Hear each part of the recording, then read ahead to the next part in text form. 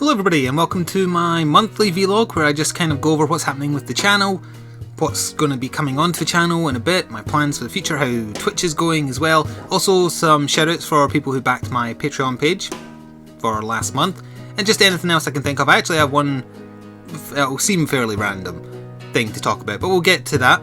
I'll open with the Patron shoutouts so I can get rid of this white window I've got. Watch my face, like that. Also yes, I haven't shaved for a couple of days.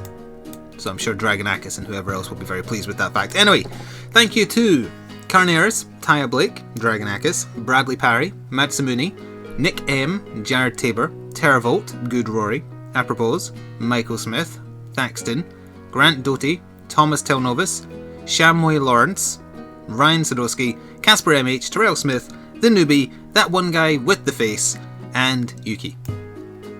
Thank you very much. That is that done. I will now mark it.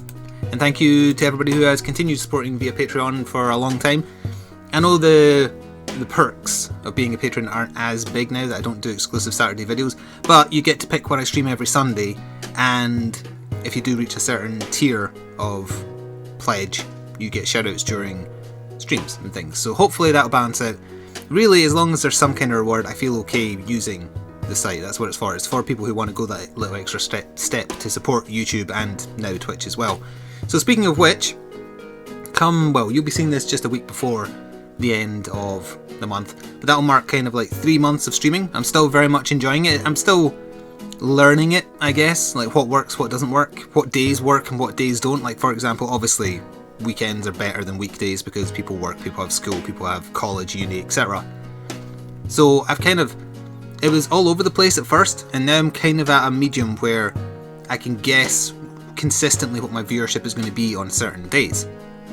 So right now, on a weekday, you're looking at about, looking at about say 20 odd people, and then Saturday is definitely the best day because it's like over 50. Sunday, I think Sunday, because it's whatever my patrons pick and it's a very variable thing what I'll be streaming on that day, it affects viewership, but that's fine with me.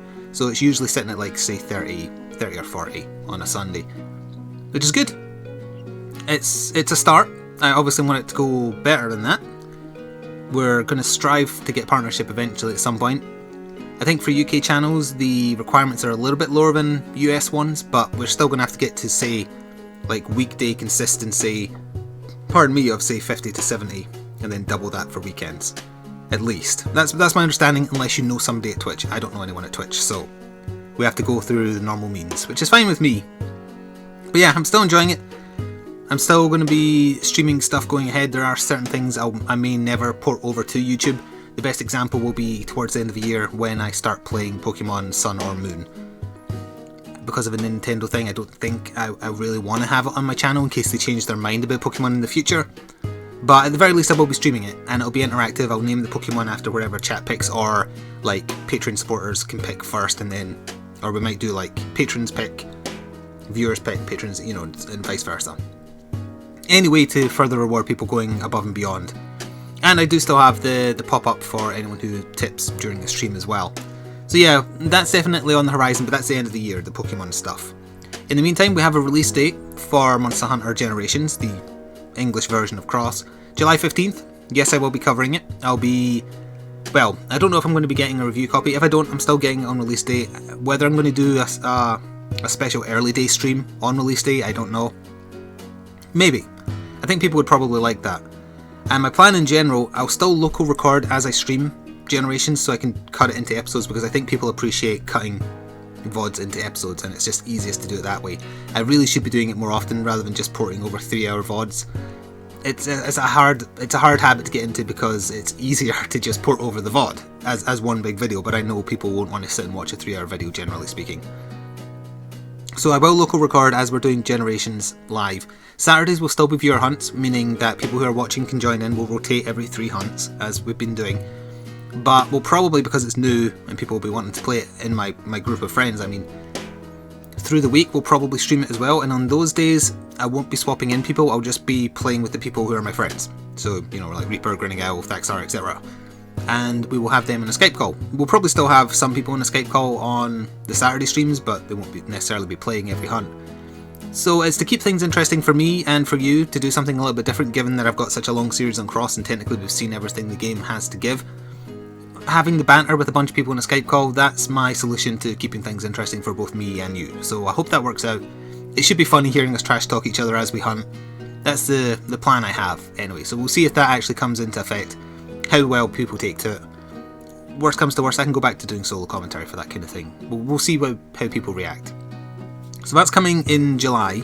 As far as new stuff in June, I don't know anything that's coming out specifically in June, but by the time you hear this, in fact you'll be hearing this, midnight tonight, on the day you're hearing this, is Overwatch 2's launch. We're going to be streaming that a lot because I like it, and we've got a lot of people in my group who want to play it. I know it's not ideal watching material, I don't think. It's one of those games that's much more fun to play than watch. I'll try and rein in how often we stream playing it, and how much content of it goes up on the channel. There is definitely an audience though for silly/skillful Overwatch videos. That's apparent because one of the stupid videos we did where we're all playing as the same character, I guess it got shared on Reddit or some other website, or I just accidentally had really good SEO on it. Its views it went massive. It went viral, I guess, to a certain extent, so it's getting a lot of views. And that's good because I didn't upload that with any mind to it doing well, it just it got lucky, I guess. I uploaded it because I thought it was funny. And it worked out. It worked out better than, say, just doing a playthrough, whereas, I mostly do playthroughs, which is kind of the problem in a manner of speaking, but your loyal viewers will stick around for the playthroughs. They won't stick around for once every so often doing a silly video, I think. So I don't know. But anyway, yeah, there will be Overwatch on the channel and the stream. I will try and keep it not every single day, but when it first comes out, we're going to be playing it a lot because we've been enjoying it. Other than that, let's see, Pokemon, Monster Hunter, Overwatch. Well, the Dark Souls 3 solo stuff is still carrying on.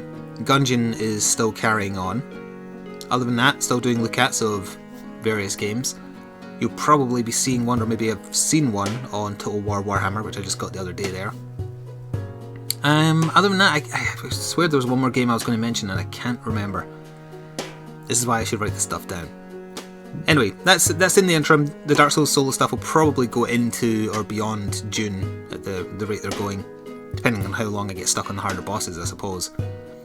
Oh, actually, in June isn't the next Deus Ex game out? That's what it could be. I was thinking of something. That's definitely more of a stream game with VODs just ported over than a series on YouTube for me. But there is that. So anyway, the other thing. Oh, so I just looked at Discord and Reaper was just asking, should I get Terra? No. The other thing you probably noticed that Chameleos is having a fight with those things. They're a bit hard to see from this distance, I grant you. But what those are is Disney Infinity figures. Now the closest one, that one there, I've actually had that for ages. That's a Series 1 Jack Skellington, and the reason I have that, like I always took the stance, I've never had anything even close to Amiibo, or Skylander I suppose is the better comparison in this case. I totally forgot I had that. I got it as a Christmas present from my mother like 2 or 3 years ago whenever the Series 1 came out, because she knows I like Nightmare Before Christmas. So I actually had that sitting. Now, you may have heard Disney Infinity is being cancelled. It's not making them any money, so after the next couple of runs they've got planned, they're not doing any other future sets. I'm not sure what's going to happen to the actual online stuff, because it seems to be all online. And as a result, I thought, hey, maybe I should actually just take the time to try and learn what the hell those things were, because you can get them cheap now, and also afterwards they might increase in value once they're not being produced anymore. So I went looking, found some good deals, and along with my Jack Skellington, which I always had, there's a Captain America there, there's some Jedi that I'm not familiar with. But anyway, I have one here to give you a better idea of what they are. Now, unlike Amiibo, they're actually exceptionally detailed statues, and I think they look badass, particularly the Hulkbuster armor, rather. Very nice looking, and they have these bases with little computer chips in them, and you have a little base that you plug into, well in my case the PS4, but also it's like on Wii U, it's on everything. And then you put the figure on the base, and then you have them in the game to play as. Now unfortunately you have to leave them sitting on the base. Now I get why they did that, because if they just had you register a toy like that and then, hey, I've got it forever, you could pass it to your friends and they'd get it too, and then they'd lose money. Although as it turns out that didn't stop them losing money, but still. So yeah, you put them in the game and you can play around in the toy boxes any character you have. Or you can get special ones like that Captain America one down there. He came with one of these things, which fits on a different bit of the board and unlocks either a game type or a story mode. In this case, it actually unlocked both. It unlocked a Smash Brothers type battle mode, and also like 3 or 4 short story missions where, loosely based in the Marvel universe, you fight Ultron and stuff. And you have those as long as that's in the board as well. And then there's a bunch of challenge maps as well. And I ordered a couple of these where you don't get any figures, you just get something like this, and it adds like a Mario Kart mode and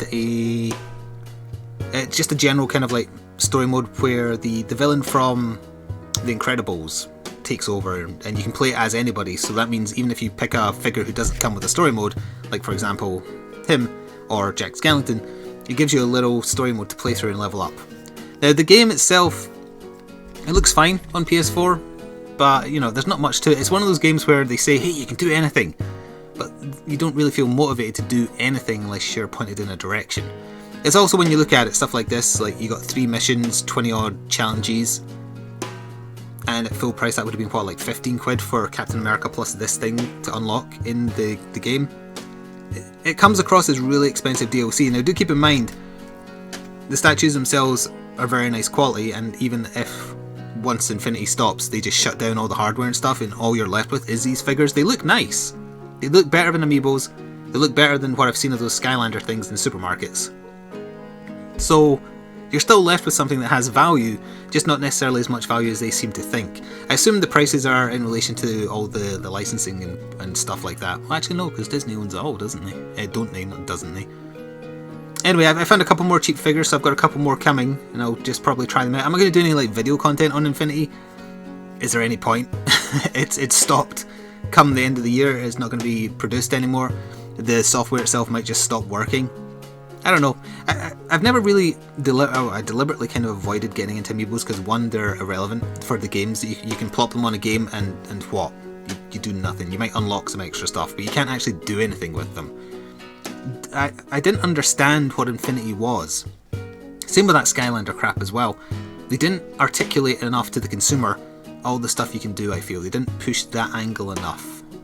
And I wish they did, because I would have got, probably to my detriment actually, or my wallet's detriment, I would have got super into collecting these, and I might still, now that I can get them cheap prior to them stopping production.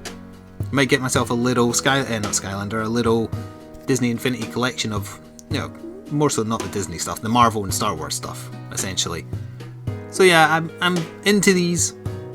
The software is fun enough for the price I paid for it. I got it like, you have to buy a starter set to get the pad you put these things in. I got that like a third of what it would have cost for the PS4 version if it wasn't reduced. It's an interesting thing. It's weird. I get why it failed. There's a few different reasons why it failed. The price of additional characters to play as and whatnot. The lack of clear direction, the lack of story mode stuff. A toy box mode, yeah, but I had a look at a couple of the player-made maps that are like highest voted, and there's not much to them. They didn't concentrate enough on the game side. What you do get though is some badass looking statues. So, I don't know, if you like the look of any like Marvel, Star Wars or Disney movie characters and you want a nice looking thing of them, go check like supermarkets and stuff, they are selling them cheap. So that's the last thing I wanted to cover, I think. Rough plans for the channel. Streaming is still carrying on, I'm still enjoying it. If you want to help me out in a way that doesn't cost you any money, well, let ads play on my videos for one. Spread the word, tell your friends, advertise my YouTube channel and my Twitch channel if you think they'll enjoy it. It'd help me out, and that's a way to help without you ever having to spend a penny of your own money. Thank you to everyone who does support, thank you to everyone who consistently comes and watches the streams as well. I hope that you find them entertaining. I assume you do, because otherwise you wouldn't stick around. And for supporting the channel, and I shall see you next month for another recap of what's going on. It's my birthday next month, by the way. So until then, ta-ta for now.